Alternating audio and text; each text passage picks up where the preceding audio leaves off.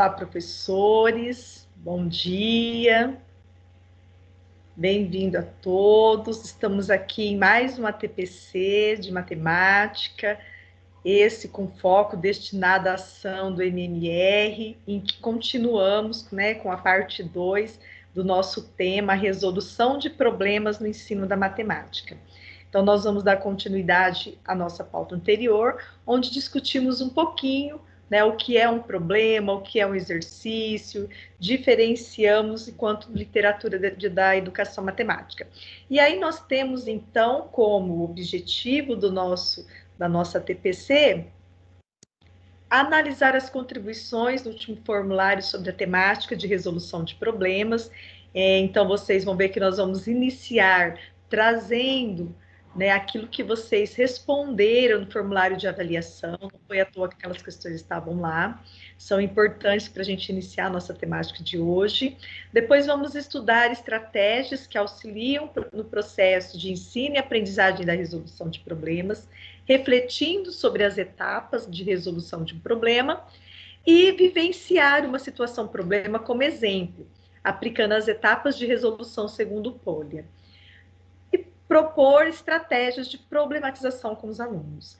Bom, então, nosso objetivo principal hoje na oficina é vivenciar na prática estratégias de resolução de problemas, né, de forma geral, olhando detalhadamente cada um, estudar um pouquinho essas estratégias, pensar um pouquinho sobre as etapas da resolução de problemas, e isso tudo na prática. Vocês se lembram que a TPC passada eu comentei com vocês que nós já falamos muito, eu sei que vocês têm um grande conhecimento sobre resolução de problemas. E a nossa ideia é utilizar esse conhecimento nosso, mas como na prática eu posso ajudar o aluno a resolver problemas? Como na prática eu uso estratégias para ensinar o meu aluno a resolver problemas? Então, o nosso objetivo. Em relação à atividade, pode ligar no horário e coloca ele mesmo, tá bom? Tá bom? Então, dando continuidade,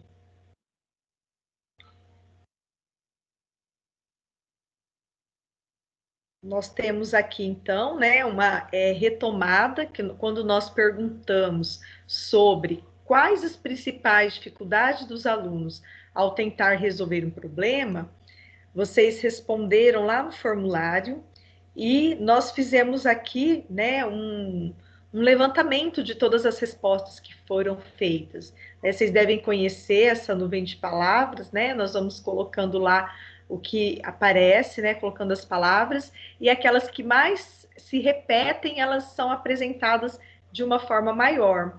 E aí vocês podem observar que, como resposta, nós tivemos ali bem no meio, né? Interpretação. Então, assim, a interpretação do problema tem sido apontado como uma grande dificuldade quando o aluno vai resolver problemas. O enunciado, né? A dificuldade de interpretar o problema, a questão do aluno ler, interpretar esse problema. Então, assim, compreensão do problema, né? Falta o aluno entender, falta conhecimento, falta leitura, né? A interpretação de texto, compreender os dados, né? Reler esse problema, alguns de vocês citaram, está um pouquinho menor ali, mas reler o problema. A dificuldade também com a linguagem matemática. Ali a gente vê um pouquinho ainda maior o entender, a leitura em matemática. Então, se a gente for olhar todas essas palavras, a gente percebe que a resolução de problema está estritamente relacionado à questão de leitura e interpretação de enunciados, está relacionado à linguagem matemática, e isso que a gente tem esbarrado muitas vezes, que esbarra o nosso trabalho né? E o aluno muitas vezes trava, muitas vezes o conhecimento matemático até adquirido, mas ele tendo essa dificuldade, não se apropriando da linguagem matemática, não conseguindo ler e interpretar um problema, ele não consegue solucioná-lo. E assim, o mais interessante é que ela vem, essa resposta de vocês vem ao encontro daquilo que nós estamos trabalhando no MMR. Nós começamos falando de problemas e agora o nosso próximo tema de estudo vai ser dar continuidade à TPC de leitura e da linguagem matemática, leitura e interpretação de textos matemáticos, que alguns de vocês que devem ter participado, acho que muitos, tiveram esse momento de ATPC com a Aline o ano passado. Então, muitos pediram continuidade, acho que foram 2 ou 3 ATPCs, e eu participei só do último, quando eu estava voltando de minha licença, mas eu percebi como foi importante, mas foi um pontapé inicial.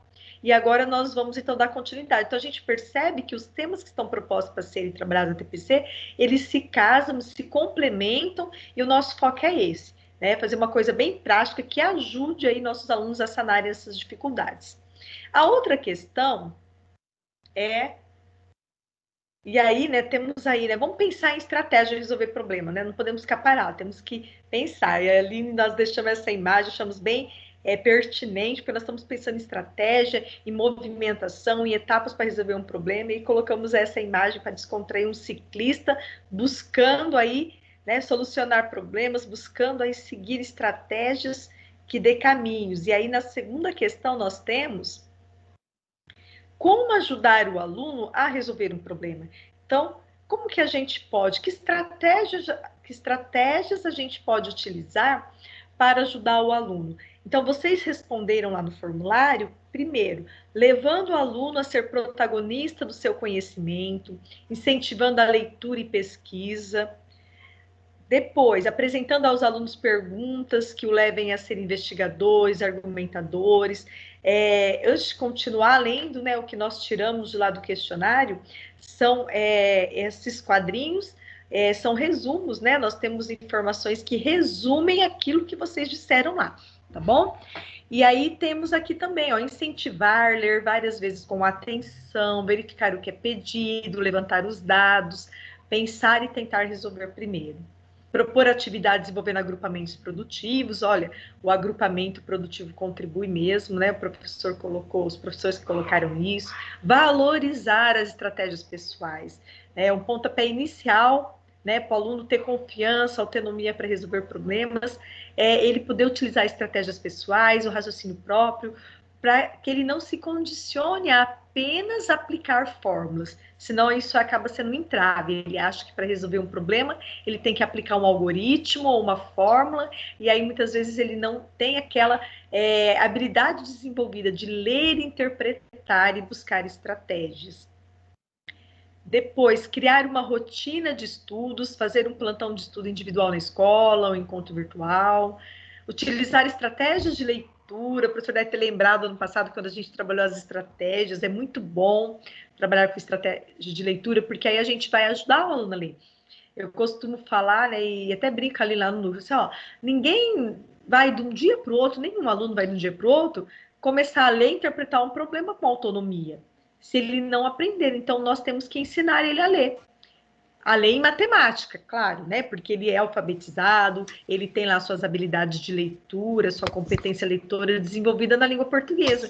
E aí, na matemática, né? Nós temos que ensinar. E como que eu ensino o aluno a ler em matemática?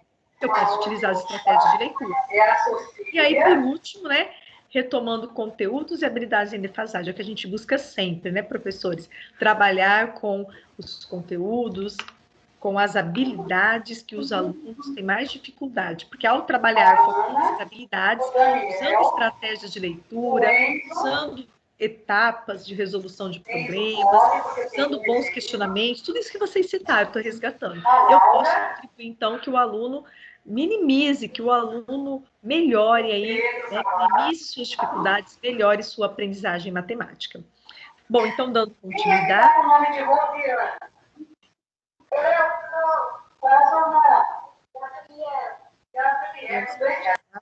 Está um pouquinho atrasado. Érica, quando vaza algum áudio, Silencia tudo. Se eu silenciar todo mundo, eu silencio você. Mas agora achei já. A pessoa já Ah, silenciou. tá.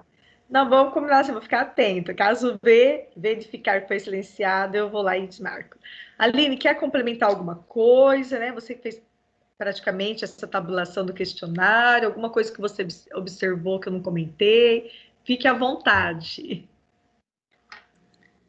Então, Érica, nessa questão também se repetiu bastante essa questão. Muitas pessoas falaram diversas estratégias de leitura em matemática, até a gente acabou resumindo aí para ficar numa tela, né? Sintetizando essas informações.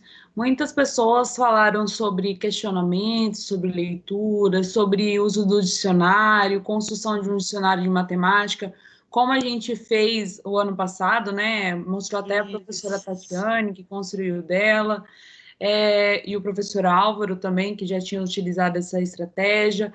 Falaram também bastante do uso ali de realmente fazer o aluno reescrever, e a gente tinha feito uma oficina no ano passado de, né, construir paráfrase dos problemas, né, parafrasear, a gente usar a oficina parafraseando, acho que foi o nome que a gente utilizou, tá? Então, assim, apareceram algumas coisas que a gente já discutiu ano passado, né, que são essas estratégias de leitura, foi uma questão bem marcante aí no... Porque colocando dessa forma, eu tentei colocar todas as informações que eles trouxeram, né? Mas aí acabei resumindo bastante a questão da estratégia de leitura, que eles citaram várias, inclusive, tá? E falaram que é uma coisa que realmente precisa ser trabalhada, né? Dar continuidade, como você falou na questão anterior. Uma questão complementou a outra. Ok. Podemos então continuar, né? Professores querem falar alguma coisa? Fiquem à vontade também. Faça então a atividade 2, Aline, pode dar continuidade.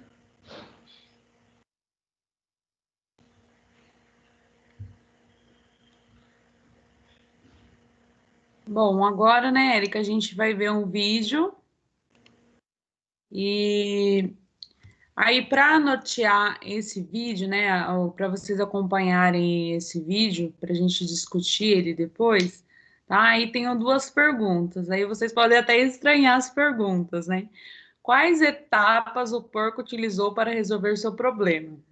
Como a ovelha o ajudou? Então, a gente vai ter um vídeo aí com dois personagens, né? Que são a ovelha e o porco, tá? Inclusive, pessoal que vai assistir a gravação, a gente tem o costume, né, de cortar o vídeo por conta, né, da política do YouTube. Vou deixar na descrição aí dos comentários o link para vocês acompanharem também. É um vídeo bem curtinho, tá? Então, vamos aí pensar nesses dois questionamentos que eu vou retomar depois de passar o vídeo, tá bom?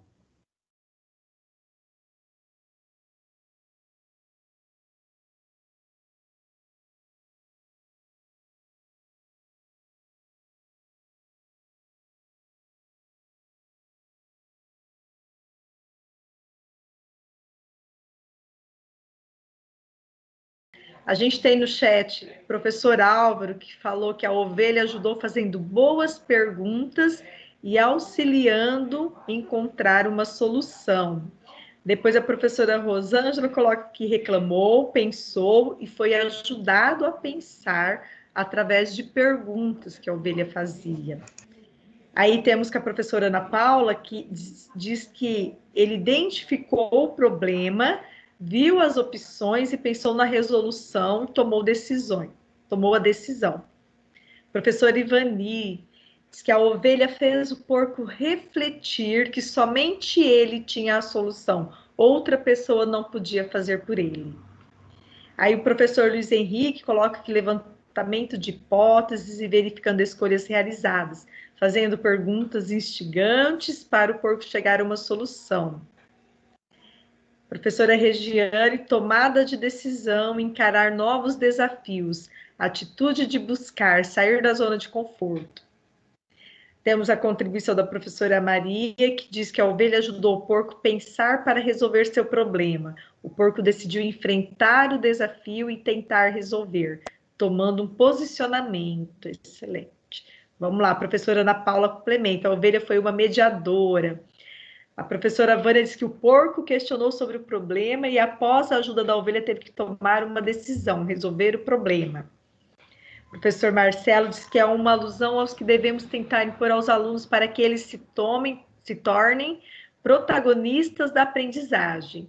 Os alunos podem e devem buscar por si só outras formas e fontes de conhecimento. A professora Marcela diz que o porco começou a enxergar o seu problema de outra forma, através das boas perguntas da ovelha, através dos bons questionamentos, o porco refletiu em busca de uma melhor solução. Bom, a professora Elizabeth colocou que o porco detectou o problema, pensou na solução, tomou a decisão e partiu para a ação. A ovelha o ajudou fazendo questionamentos e levando ele a encontrar a solução. E aí temos a professora Soraya, que falou que o porco analisou a possibilidade que ele tinha para solucionar seu problema, e a ovelha, por sua vez, foi questionando para que ele percebesse qual possibilidade seria viável. E a professora Suzana disse que o porco tomou a decisão de tentar. Mais contribuições? Professores, alguém quer falar? Foi bem legal, né, Érica? As contribuições dele, foi bem dentro do que a gente gostaria de mobilizar aí neles essa reflexão.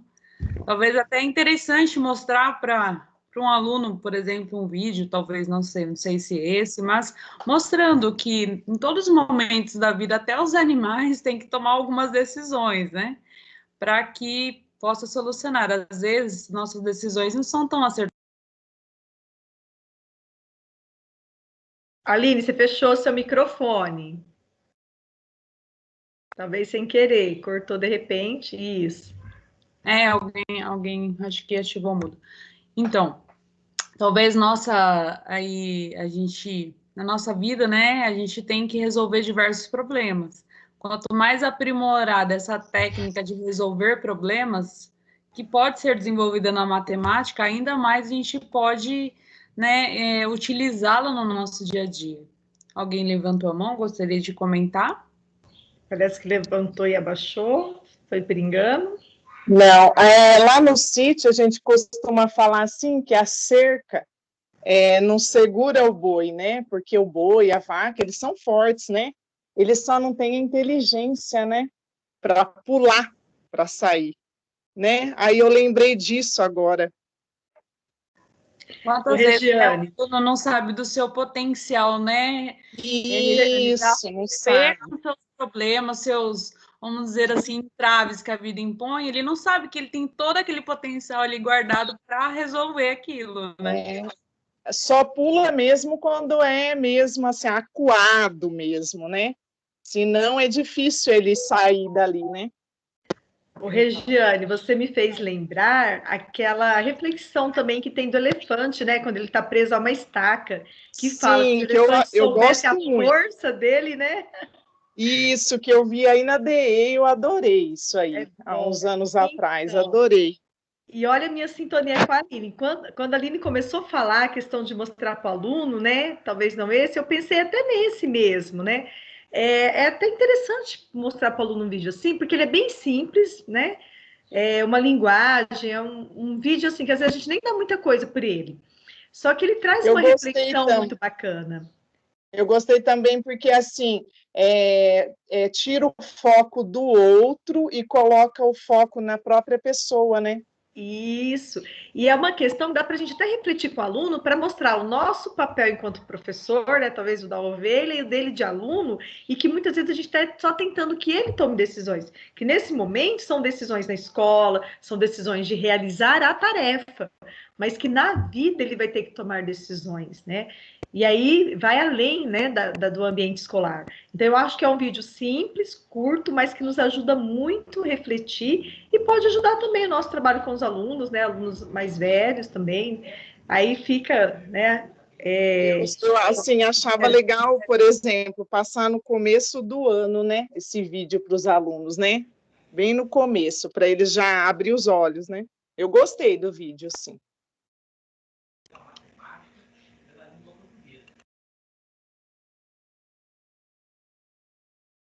gente, vai estar disponível o link. Ele não é um vídeo do YouTube, tá? Ele é um vídeo de vocês viram que é de uma igreja, né? Uma questão, traz uma temática bíblica ali, né? A questão do filho pródigo. Mas como cabe muito bem, né? Os problemas da Bíblia também são muitos problemas reais. Muito mais, né? Do que os da matemática, vamos dizer assim. Mas aí, para a gente fechar essa discussão, né? Para a gente fechar essa analogia, eu trago o que o Pozo fala para vocês, tá? Que ao final da educação básica, deve-se conseguir que o aluno elabore e desenvolva estratégias pessoais de identificação e solução de problemas nas principais áreas de conhecimento, através da utilização de alguns hábitos de raciocínio objetivo, sistemático e rigoroso, e que as aplique espontaneamente nas situações da vida cotidiana. Veja que lá no comecinho o porco teve dificuldade de identificar o problema dele, né? A ovelha praticamente falou para ele qual era o problema, né? O ideal é que ele mesmo identificasse esse problema. Ele achava que o problema dele era estar com fome, mas o problema dele, na verdade, era encontrar a comida para, né, matar a fome dele ali. Ai, eu estou mudando o computador errado. O fato do aluno ser estimulado a questionar sua própria resposta, a questionar o problema, a transformar um dado problema numa fonte de novos problemas, evidencia uma concepção de ensino-aprendizagem não pela mera reprodução de conhecimentos, mas pela via de ação refletida que conserva o conhecimento. É como vocês falaram, a ovelha ajudou ele fazendo perguntas para ele, né? Fazendo essa mediação, fazendo esses questionamentos, né? Então, assim, a gente questiona o aluno para induzir o comportamento dele, que ele mesmo se questione, né? A gente ensina ele através dos questionamentos, modeliza esses questionamentos, mas a ideia é que, com o tempo, ele mesmo questione ali os problemas em busca das soluções, né? E aí, a gente fecha falando da metodologia de resolução de problemas, que é essa metodologia em que o professor, né, propõe ao aluno essas situações de problemas caracterizadas pela investigação e exploração de novos conceitos. Tá, Érica? Se você quiser complementar essa questão, né, do uso da metodologia que a gente, na verdade, a gente nosso foco aqui, né, é resolver um problema mesmo, utilizar estratégias ali. Mas a matemática, né, e até o currículo em ação vem trazendo muito forte a questão da metodologia de resolução de problemas. Se quiser complementar, Érica. Tá ótimo, Aline, é isso mesmo que ele tem colocado, né? Só resumindo, o que a gente está buscando, né? Mostrar que eu preciso trabalhar com os alunos, ensiná-lo a resolver problemas, buscar estratégias que ajude ele a resolver problemas e que a resolução de problemas, ela é considerada uma metodologia de ensino. Eu parti da resolução de problemas para ensinar matemática. Então, a gente tem dois caminhos que eles não são distintos, né, mas que um interfere no outro. Como que eu vou ensinar matemática partindo de situações, problemas, sendo que o meu aluno tem dificuldade de resolvê-la? Então, eu tenho que ensiná-lo a resolver problemas.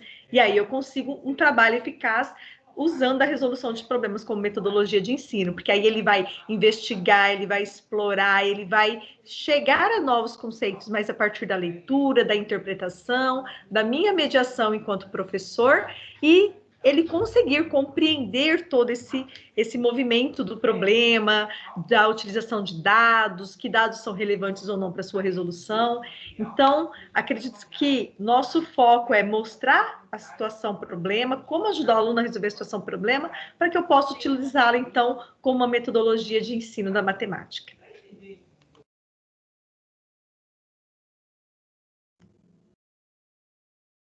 Bom, e aí fechando, né, é o que ali, né, a citação já falou no final, né, que o aluno é preciso ensinar ele a pensar e não simplesmente a reproduzir, né, porque no dia a dia dificilmente a gente vai enfrentar o mesmo problema sempre, às vezes sim, às vezes não, né, porque assim que a gente resolve um tipo de problema, ele já passa a não ser um problema, né, eu já sei como resolvê-lo, então o nosso desafio novo é quando surgem os novos problemas, e aí eu preciso pensar, né? Preciso saber como agir, analisar aquele problema, tirar as informações daquele problema para conseguir resolver.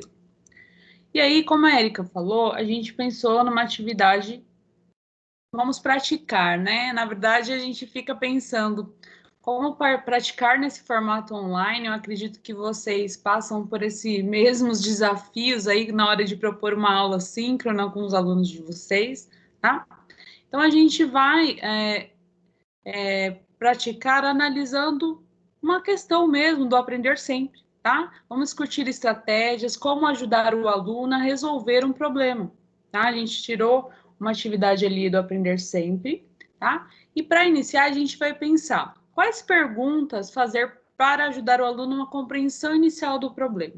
Então, agindo ali como a ovelha fez, né? Primeiro ele reconheceu qual o problema real que ele tinha. E aí a gente traz esse problema aqui, ó. Ele é um problema do Enem 2009 adaptado, tá? E é o seguinte, a rampa de um hospital tem na sua parte mais elevada uma altura de 2,2 metros. Um paciente, ao caminhar sobre a rampa, percebe que se deslocou 3,2 metros e alcançou a altura de 0,8 metros. A distância em metros que o paciente ainda deve caminhar para atingir o ponto mais alto da rampa é... Veja bem que eu estou lendo como o aluno, né, faria a leitura, 3,2, 0,8, né? Poderia ler de forma diferente também. E aí tem as opções, 1,16, 3 metros, 5,4, 5,6. Estudante, realiza a representação geométrica do problema, ou seja, desenha a rampa. Então, aqui eu achei interessante comentar com vocês o que está adaptado, né? Eu fui lá no Enem, na prova do Enem de 2009, e observei. Tinha 5 alternativas, ele tirou uma alternativa e ele colocou essa sugestão aí embaixo.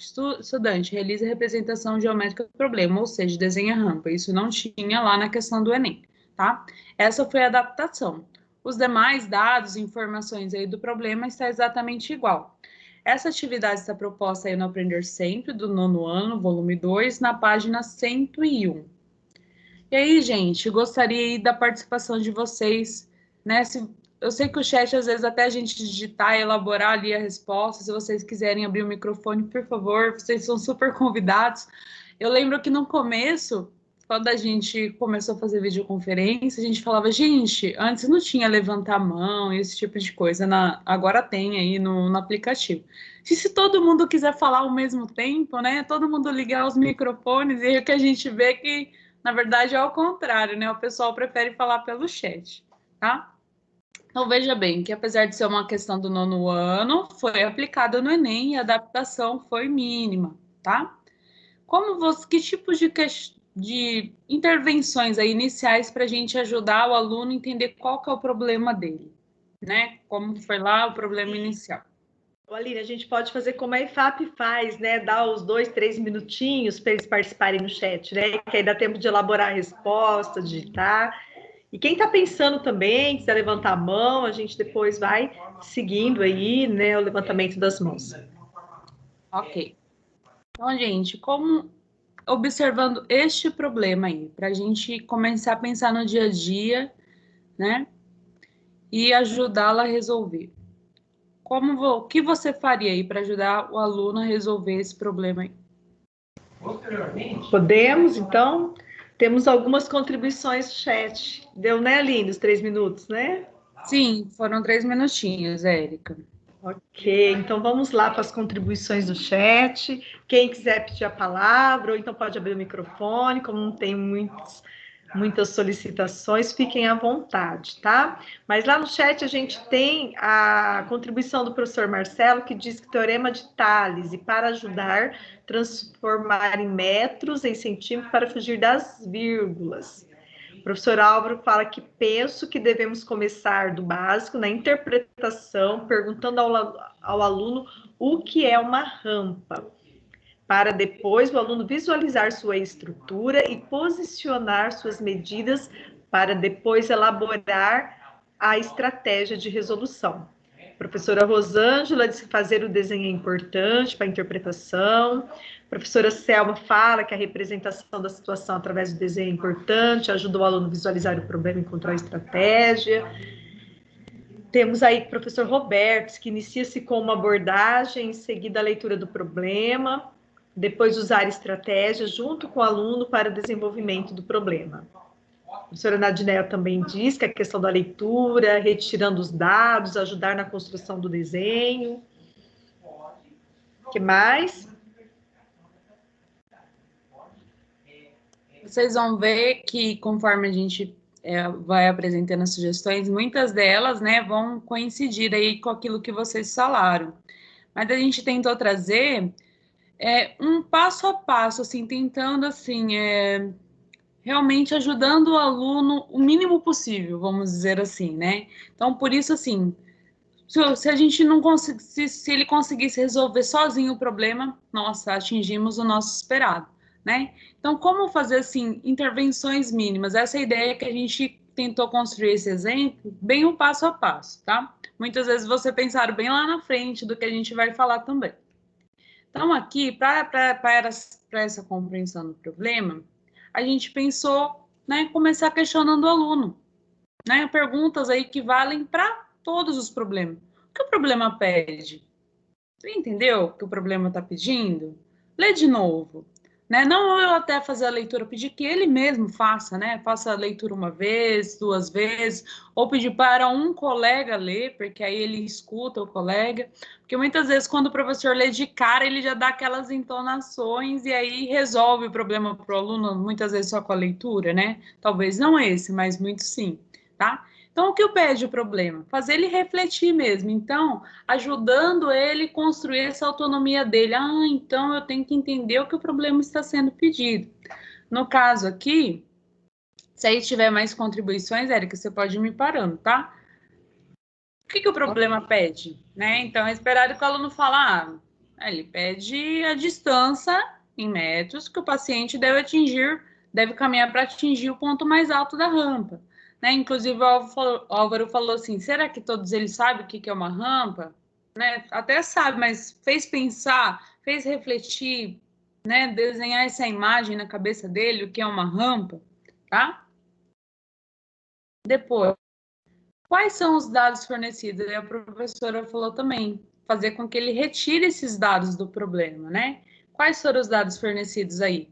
Ele forneceu a altura da rampa, que é de 2,2 metros, deslocamento desse paciente de 3,2, a altura relativa do paciente de 0,8. Esses são os dados fornecidos, tá? Não, é lá, ó. O outro também. Não é o som do celular, não, é lá, o entrei nesse. Acho que alguém ligou o microfone sem querer, mas pode ligar novamente e falar, tá? E aí, eu vou mostrando para esse aluno, né? Ver se quais dados ele realmente vai utilizar ou não. Então, assim, esses dois questionamentos a gente trouxe ali como exemplo, né? E muitas vezes a gente, na ânsia dele resolver logo, né? Será que a gente já parou e fez esses dois questionamentos para ele? Você entendeu o que o problema pede? Né? Muitas vezes você fez algum registro na lousa, você já leu a orientação que eu dei na lousa? Também acontece isso bastante, né? E aí, eu não sei resolver, mas eu sei o que está pedindo no problema, né? E aí, e os dados fornecidos? Né? São informações que ele ainda não resolve o problema, mas começa a ajudar o aluno a construir este caminho, tá? E aí, como vocês colocaram, há outros questionamentos, né? O Álvaro colocou ali a questão de perguntar o que é a rampa, né? Então, aí eu trago ali outros questionamentos possíveis. Existem palavras que você desconhece? Por exemplo, pode ser rampa, pode ser aluno que tenha dificuldade de entender o que significa elevada, e aí, não sei, eu vou fazer ele pesquisar no dicionário, né? Discutir com outro colega, pedir para outro colega se ele sabe o significado daquela palavra, tá?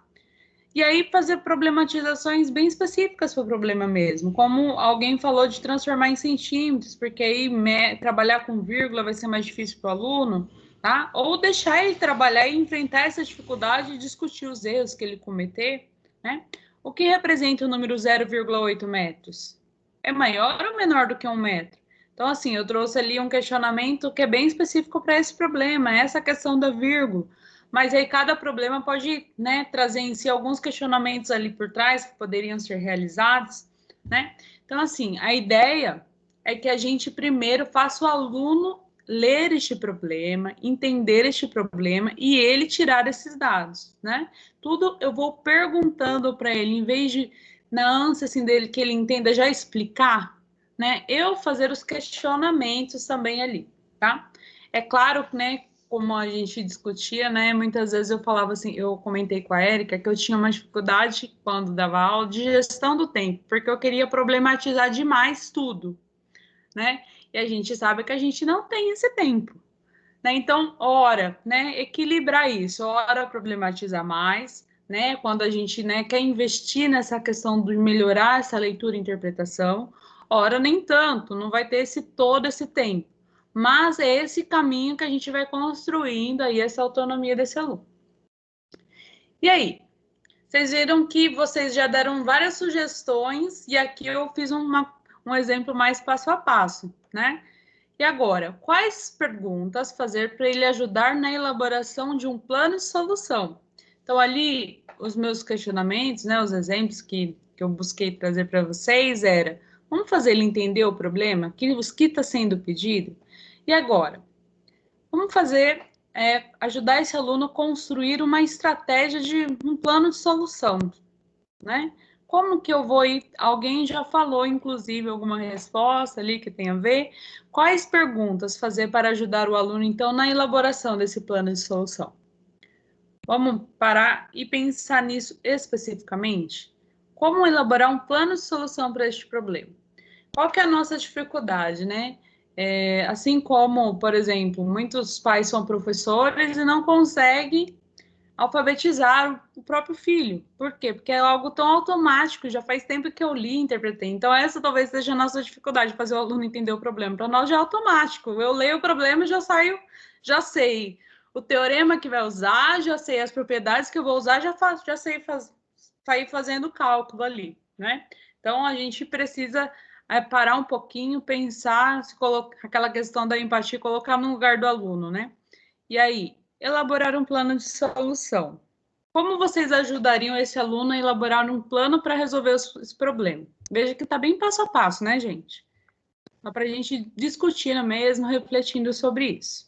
O Aline, né, você falou das contribuições no chat, nós tivemos mais uma contribuição, que a professora Heloísa fala a questão da representação, do aluno visualizar o desenho, né? E aí a gente vê, né, a maioria de vocês colocaram essa questão da visualização, dos questionamentos, né, isso que a Aline tem comentado. E agora queremos aí a contribuição de vocês quanto ao próximo questionamento. Como dar continuidade aí, ajudar o aluno a elaborar esse plano? Foram 2 minutinhos aí, Érica. Eu fico com medo da gente dar um tempinho. Aí depois, no final, a gente sempre acaba dando uma corrida. Vamos... É isso mesmo. Então, nós temos algumas contribuições, foram poucas agora. Será que o pessoal ficou tímido diante do que a Aline já falou tanto? Mas assim, eu tenho certeza que vocês estão ali na cabecinha ali, né? Faço boas perguntas, ajudo em visualizar o desenho, mas eu gostaria que vocês colocassem mesmo de forma resumida, fique à vontade, que conforme a Aline vai apresentando, você vai sistematizando aquilo que vocês falaram. O que a gente quer, como eu disse, eu sei que vocês têm conhecimento do assunto, a gente quer mostrar na prática como fazer isso. E a Aline está fazendo esse movimento para nós, está nos mostrando como que ela exploraria a situação problema para que o aluno conseguisse resolver. Mas explorar de forma não dá pronto e mastigado para o aluno, né? De uma forma que o aluno aprenda a pensar sobre a situação, né? E aí a gente tem que o professor Hércules coloca que teria que associar o problema rampa com o desenho de um triângulo, colocaria os dados na figura, a questão de visualizar a semelhança entre os dois triângulos, né? Daí trazer a ideia de proporção, né? Fazendo a regrinha de 3. A professora Rosângela fala a questão de conseguir desenhar a rampa, colocar os valores. Vocês veem que é muito forte essa questão do aluno observar a imagem, colocar os valores na imagem, né? O professor Roberto fala dos dados do problema, extrair os dados que estão ali no problema, o desenho com os valores. O que mais, gente? Aqui, né, Érica, a gente discutiu, montou esse exemplo, pensando para que ficasse assim, uma forma didática de vocês entenderem o que a gente quer dizer com essas etapas, né? Para auxiliar esses alunos, tá? Mas é para que fique de forma didática. tá? Vamos dizer assim, um passo a passo, né? E aí, olha os tipos de questionamentos, para que eu vejo que muitos já estão pensando, já resolvendo o problema, tá? Eu estou pensando um pouquinho antes, um passinho antes, né? Que eu vou perguntar para ele, quais recursos matemáticos utilizarei para resolver esse problema? O que você conhece que dá para resolver esse problema? Né? Que tipo de informações matemáticas ali você consegue visualizar, tá? Aí, quais grandezas são envolvidas aí neste problema? Né? Que essas medidas, elas estão representando o quê? Você viu que trouxe metros, né? Que elas estão representando? Você já resolveu algum problema parecido? Né? E o aluno faz a pergunta para você mesmo, será que eu já resolvi algum problema parecido? Tá?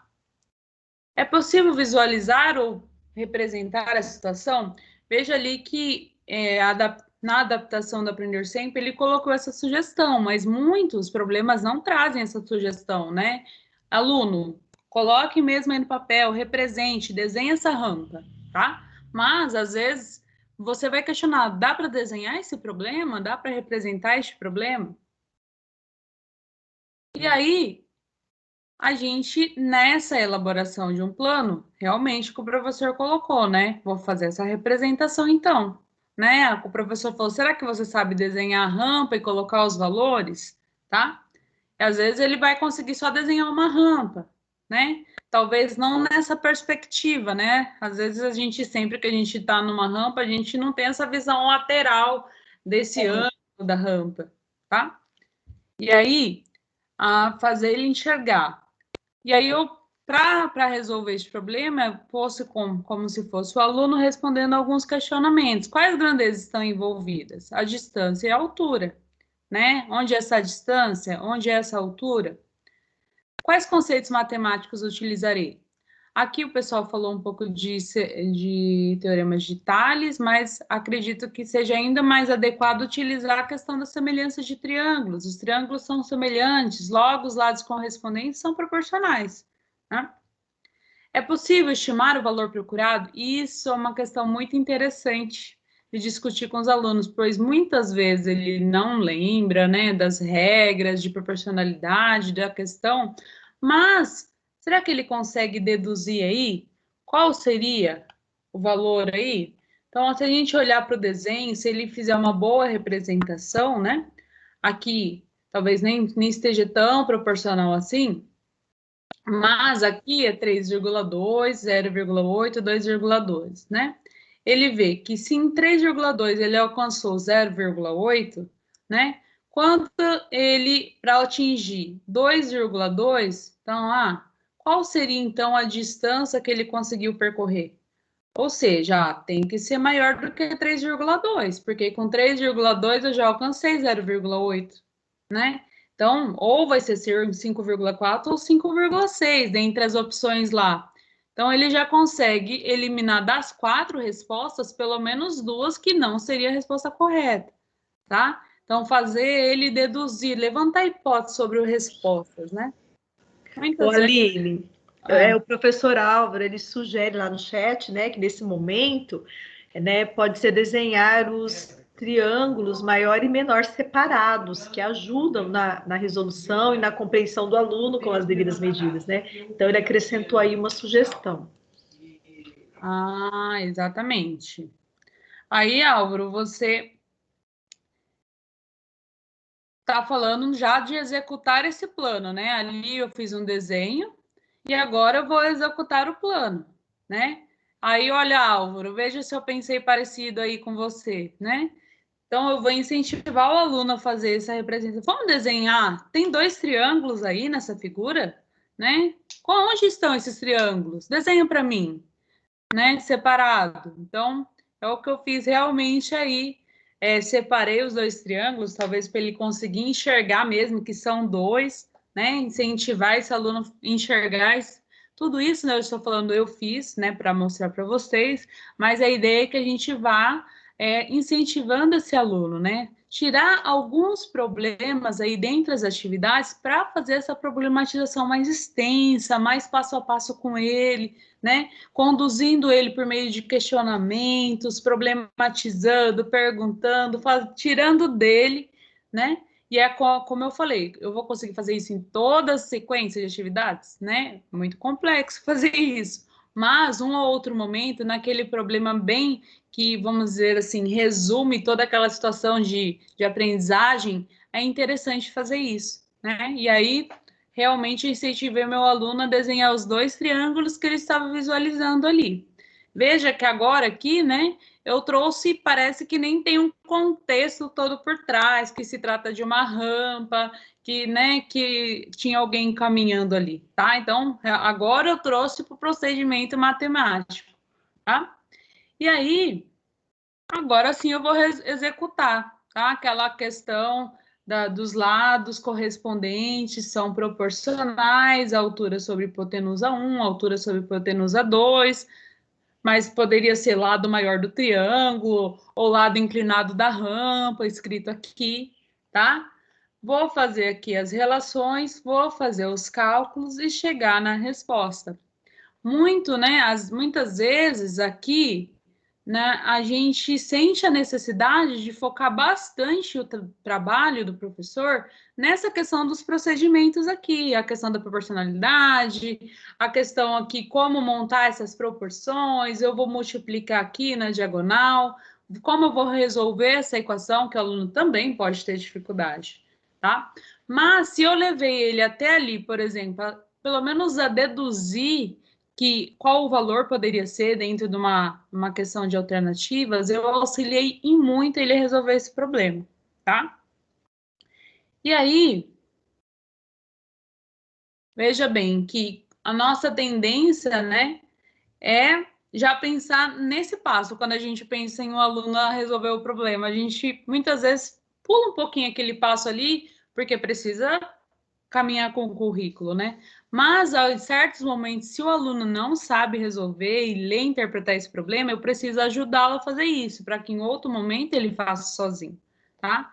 Chegar aqui nessa resolução, né? Muitas vezes ele pede para a gente, professor, faz o desenho aí, monta a continha para a gente resolver, né? E aí a gente matou a interpretação do problema, né? Então, muitas vezes, nossos alunos não desenvolveram porque a gente facilitou um pouquinho o caminho, né? E aí ele não vai fazer esse trabalho ali, essa construção.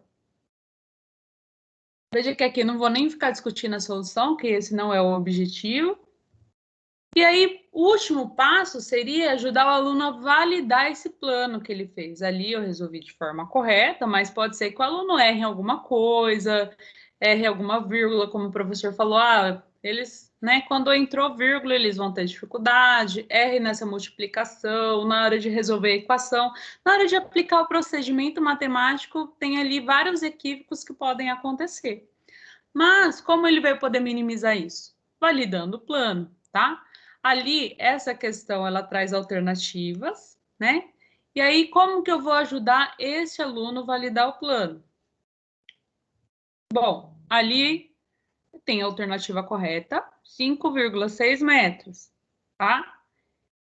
E aí eu trago para vocês ali, ó, esse questionamento.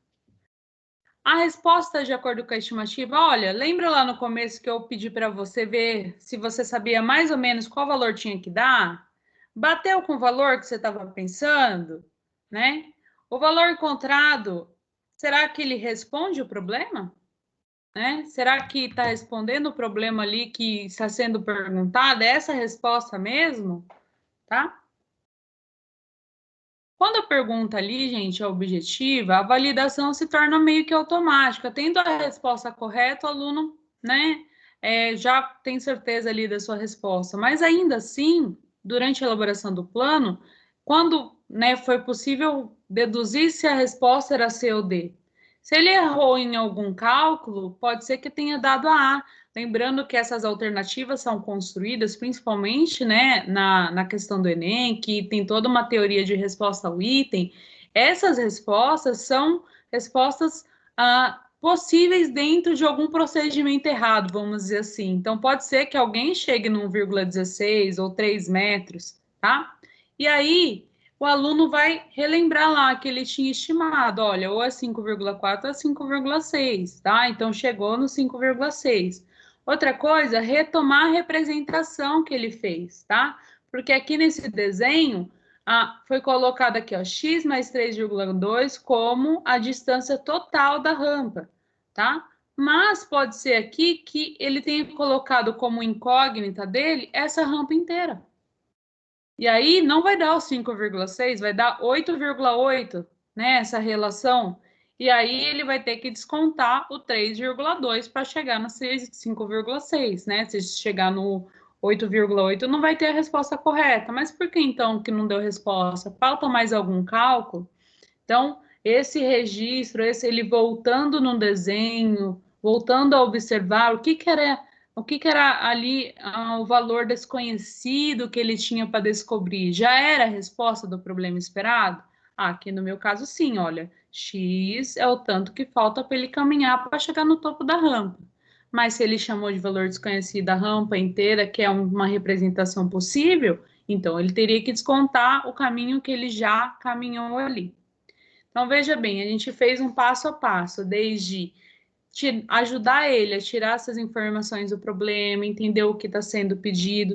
Depois, vamos elaborar um plano? O que vai precisar para resolver esse problema? Vou resolver por semelhança de triângulos, vou retirar essas informações, eu tenho distância, eu tenho altura, tá? E aí, vou colocar, então, meu plano em prática, vou aplicar essa proporcionalidade, vou fazer esses cálculos. Cheguei no final e tentei validar minha resposta ali. Essa resposta 5,6 era o que eu estava esperando lá atrás. Vou voltar no desenho, ela realmente responde ali o que eu precisava. Bom, e aí a gente mostrou esse exemplo passo a passo, né? E o que temos, então, na educação matemática sobre essa estratégia de resolução de problemas? Aí eu vou convidar a Érica para compartilhar também com vocês essa atividade, então, se você quiser fazer mais alguma complementação. Alguém quer comentar alguma coisa sobre a atividade desenvolvida pela Aline? Nossa atividade 3 foi fazer um passo a passo, né, em cima da situação, problema, proposta ali, né, no material Aprender Sempre do 9º ano. E aí, sistematizando, então, né, nossa atividade 4, vocês percebem que a gente dividiu em 4 momentos a nossa reunião hoje, a gente retomou a partir do que vocês colocaram no formulário, depois a gente refletiu sobre o vídeo, depois a gente praticou com um problema, vivenciando aí todas essas etapas, e agora a gente vai sistematizar o que a educação matemática nos diz sobre as estratégias de resolução de problemas, o que a gente tem na literatura sobre isso, né? Bom, então a gente vem primeiramente aí, né, com um slide bem interessante, a gente baseia a nossa reflexão no Polya, né? Alguns chamam Polya, como a gente está aqui no Brasil, nossa língua portuguesa, não vamos dizer que tem uma pronúncia correta, né? Tem lá, né? O país dele a pronúncia correta. Nós aqui, muitos pronunciam Polya, né? A gente pesquisou Polya. 2006 é uma das edições, porque o livro ele é bem antigo. Polya, ele pesquisa, ele escreve sobre as estratégias de resolução de problemas já há um tempinho, desde a década de 50, 40, lá a gente já tem alguma coisa escrito, e nos ajuda a buscar estratégia para ajudar. E é interessante que o Polya, ele escreve, né, o que fez ele criar esses 4 passos, essas 4 estratégias, foi, de certa forma, estar incomodado de ver que os alunos não conseguiam resolver problemas. E os alunos da universidade, não eram alunos da educação básica como a gente. Então, ele pensa, né, quem aí já leu a arte de resolver problemas, vai perceber que ele, né, claro que ele pensa num público-alvo diferente do nosso, mas a gente pensa que, desde os anos iniciais, nossos alunos precisam aprender a resolver problemas, e as estratégias do Polya vêm ao encontro aí que a gente pode desenvolver para qualquer ano e série.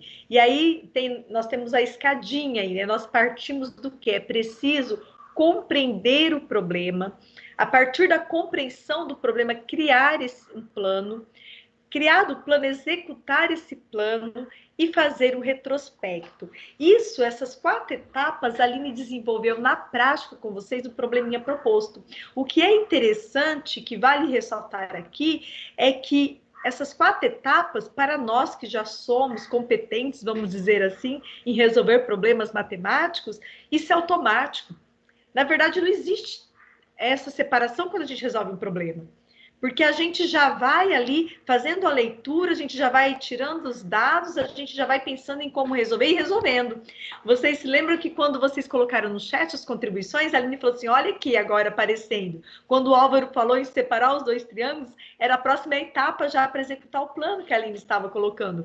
Mas a gente só separa isso para fins didáticos, pedagógicos, para que a gente pense sobre cada etapa, porque o aluno precisa aprender a resolver problemas e olhar para cada etapa dessa, conseguir trabalhar com cada uma, fazendo a mediação com o nosso aluno, vai nos ajudar muito ele aprender a resolver problema.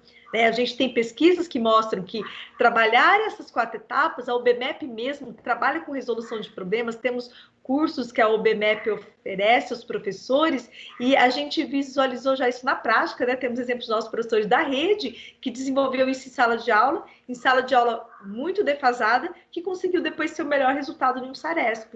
Então, a gente tem comprovações de que utilizar essas estratégias ajuda o aluno a adquirir a competência de resolver problemas. Então, a gente traz para vocês ela detalhada, porque para eu ter intencionalidade no meu trabalho didático com o aluno, eu preciso conhecer cada uma e em que etapa eu posso ajudar. E, inclusive, verificar qual dessas etapas a dificuldade do meu aluno para poder intervir nela. E aí, dando continuidade, então, a gente tem, né, aí o aluno parte da compreensão do problema, dessa escadinha até chegar lá no retrospecto, validar a sua resposta. Então, né, para os nossos colegas leitores que gostam do tema e que não leram ainda, ou que já conhecem também, nós temos aí o livrinho do Polya, A Arte de Resolver Problemas, que ele detalha mais, ele traz mais exemplos, né, é um livro até gostoso de ler. Bom, e aí a gente continua mais um pouquinho, para já ir finalizando, pode ir passando ali, essas etapas são lineares? Qual a importância de respeitar essa sequência? Eu acredito que já até falei, né, ao olhar para as etapas, para vocês perceberem. Tanto elas não são lineares, que quando a gente começa a falar delas, elas estão relacionadas umas com as outras, né? Só que a gente faz isso automaticamente porque a gente já tem essa habilidade adquirida. E o importante, né, assim, só fechando o que eu já disse, né, o importante de respeitar a sequência é para ensinar o aluno que ainda não é um resolvedor de problemas, né, com competência, que não consegue resolver problemas de maneira competente, não tem essa habilidade ainda construída. Então, eu, enquanto professor, vou respeitar essa sequência para ajudar o meu aluno a olhar. Mas na hora da resolução, nós vamos lá, às vezes uma já está entrando na outra, que já entrou na outra, que já dá a solução, né? E mesmo, né, sendo aquele desafio que a gente estudou antes, mesmo não tendo procedimentos automáticos, mas muitas vezes nós não seguimos tão linearmente essa etapa. Mas a fim de ensino, para ensinar o aluno, é importante que tenhamos assim essa sequência, até para sabermos onde os alunos têm mais dificuldade. Bom, dando sequência, então, nós, né, resolver esse problema, né, ao propor problema é ir além do exercício. Aquilo que nós discutimos na reunião passada, né? Quando eu proponho um problema, né, eu vou além apenas de fazer um exercício. Eu vou explorar tarefas abertas com vários caminhos para resolver.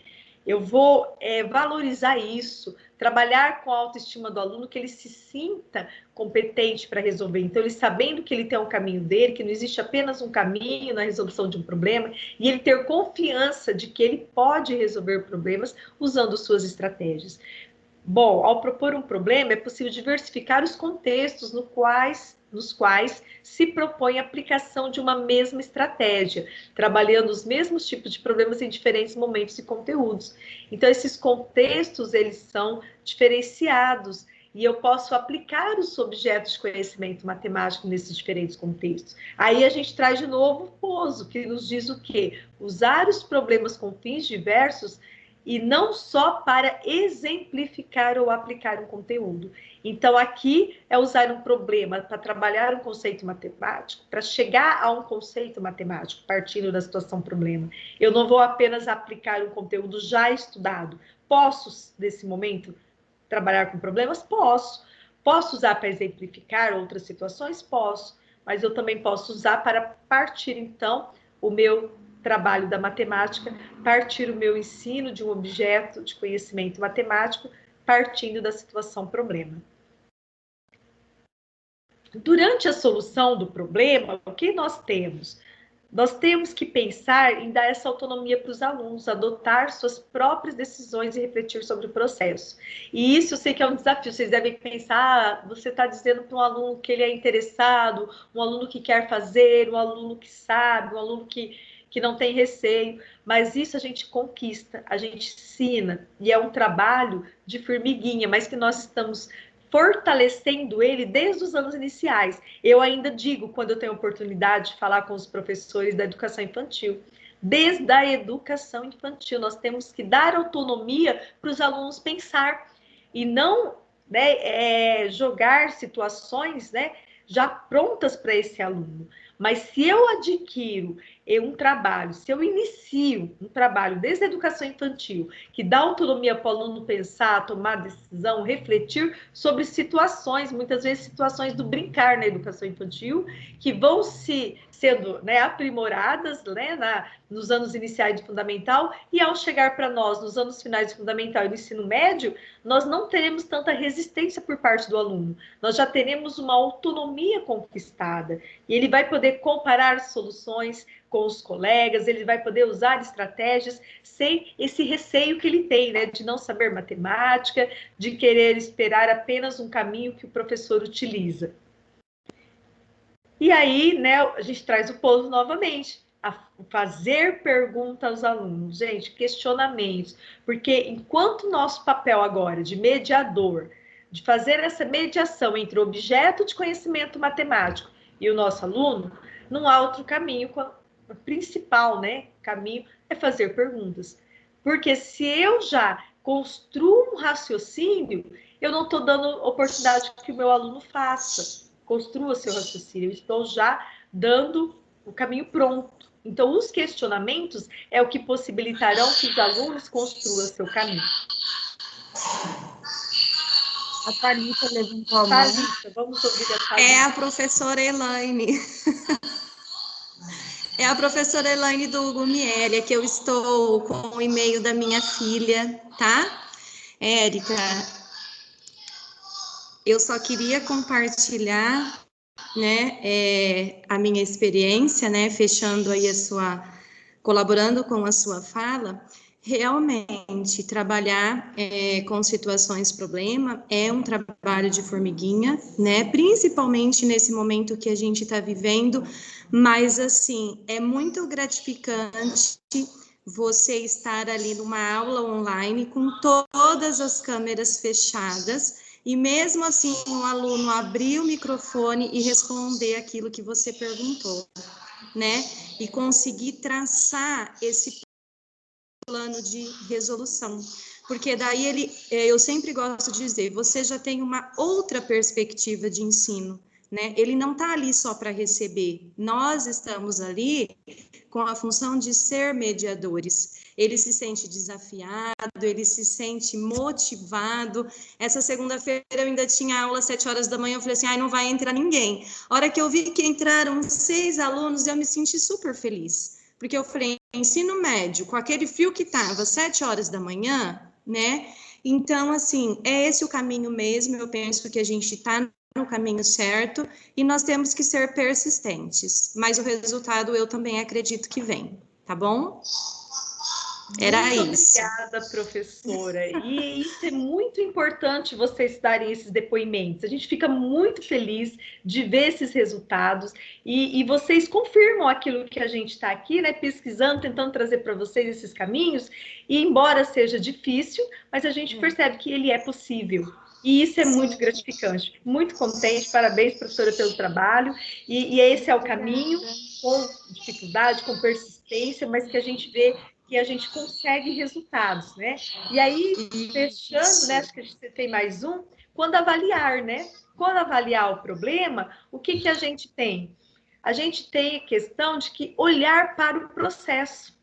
E isso é muito bacana, porque, claro, que a gente também vai olhar para o resultado, mas ele não é o único, ele não é o principal, porque muitas vezes o aluno tem todo um planejamento, tem toda uma ação correta, um raciocínio brilhante que às vezes a gente nem consegue acompanhar, né? Porque esse aluno é de outra geração, mas ele erra lá no finalzinho, se confundiu em alguma coisa. E esse processo ele é muito produtivo. Ele é muito bacana quando a gente olha para ele, valoriza ele e consegue essa troca, né, entre os alunos de valorizar esse processo de resolução. E o aluno se sente muito bem. Então, isso a gente já mudou. Acredito que vocês, né, se pudessem, se tivesse tempo cada um falar na sua prática, terão depoimentos maravilhosos. Fiquem à vontade para participar, tá? A questão de valorizar esse planejamento prévio, valorizar a reflexão do aluno, né? Então, esse processo vai envolver, vai valorizar isso, né? A resolução, a autoavaliação, né? Então, esse foco, né? Como a gente traz o pouso aqui novamente, valorizar a reflexão e não a rapidez das soluções, né? Às vezes a gente quer soluções rápidas, soluções certas, né? Nosso tempo muitas vezes exige isso, mas que esse processo ele tem que ser mais valorizado do que nunca, porque é nesse processo que se constrói realmente uma aprendizagem sólida e eficaz. Bom, e aí, como avaliar? Como que eu vou avaliar, então, mediante uma situação problema? E aí, aquilo que nós já falamos um pouquinho, né? A questão do erro. Mas vale a pena destacar esse erro, porque o Pouso traz para nós a questão de que os erros, eles não devem ser tratados como fracassos, mas como fonte de informação para o professor na sua tarefa de treinador e para a autoavaliação do aluno. É interessante aqui a gente falar do erro, porque muitas vezes o aluno mesmo já traz isso. O erro como fracasso, o erro como algo ruim, como algo negativo. E cabe a nós, professores, mostrar que não. Errar significa possibilidade de aprender. E a gente tem isso na nossa vida. Quando a gente erra uma coisa, por exemplo, que às vezes ela é essencial, a gente nunca mais erra aquilo, né? Fala, putz, agora eu aprendi com o erro, né? Tem aquele famoso ditado. Então, o aluno precisa desprender daquela sensação de que errar é fracassar, de que errar é algo negativo, e nós precisamos ajudá-lo nisso, valorizar o erro, para que ele tenha essa autonomia de resolver, não somente aquele medo de errar, então eu resisto, eu não vou fazer. E agora, nós vamos deixar aí com vocês, né? Nós procuramos desenvolver algo bem prático, reflexivo, e a gente pensa em colocar em prática o que foi discutido. De que maneira? A gente gostaria que vocês escolhessem uma situação problema e desenvolvessem com os seus alunos as estratégias de resolução como fizemos. E depois compartilhar com o PC. Provavelmente a gente vai tentar ter um momento de compartilhar com a gente. Se não conseguirmos um momento para compartilhar isso, você vai compartilhar com o seu PC e o seu PC vai encaminhar para a gente. Porque a gente gostaria de ver a prática. Como que isso pode acontecer, como isso tem acontecido, inclusive até as dificuldades que vocês enfrentam a desenvolver isso na prática. Então a gente lança aí esse desafio e essa tarefa para vocês. Vocês escolherem aí uma turma, escolher uma situação problema e aplicar a estratégia, se quiser gravar, se quiser tirar print, e a gente gostaria depois de compartilhar, a gente vai pensar aí nesse momento de compartilharmos uns com os outros, aí a professora citou já o trabalho realizado, e a gente gostaria de ver na prática, né, alguns trabalhos já sendo desenvolvidos utilizando essas estratégias. Passo para a Aline. Érica, abri o microfone para comentar que isso é um pedido deles nos formulários, né? Muitas vezes, não em todos, mas em grande parte deles, vocês sempre pedem. Tem que ter momentos de compartilhar boas práticas, né? E aí a gente está pensando, aliar aquilo que a gente tem proposto para vocês, ver se aquilo que a gente está pensando, né, está ajudando, auxiliando esse trabalho, né? A gente gostaria mesmo, o nosso objetivo é lá no final, que melhore essas questões de aprendizagem mesmo, tá? Então a gente gostaria que, se possível, vocês colocassem algumas ideias em prática, que vocês registrassem esses momentos para compartilhar com a gente. Tá? Eu sei que muitos de vocês, né? Não gostaria de expor, não gostaria de colocar, por isso a gente já colocou. Compartilhe com o seu PC, que aí a gente vai convidar o PC para comentar, para falar, pode ser você mesmo, tá, gente? Então, entre em contato com a gente por telefone, se quiser material, fala, olha, né? Aqui a gente vai deixar esses slides disponíveis no blog para vocês acessarem, tá bom? Se quiser discutir... E até mesmo, né, Aline? Como uma ação do MMR, a gente precisa, né, levantar o que tem sido feito das formações. E uma maneira é vocês compartilhando como que vocês aplicam essas oficinas na sala de aula ou com seus alunos, seja presencial, seja online, como que isso pode funcionar. Isso mesmo, Érica. Não só para cumprir tabela, porque é o MMR, porque a gente quer realmente fazer ações que possam auxiliar o trabalho dos professores, senão a nossa função não faz muito sentido, né? E aí se a gente traz respostas positivas ou fala assim, olha, isso deu certo, isso não deu certo, também é uma devolutiva importante para a gente, tá?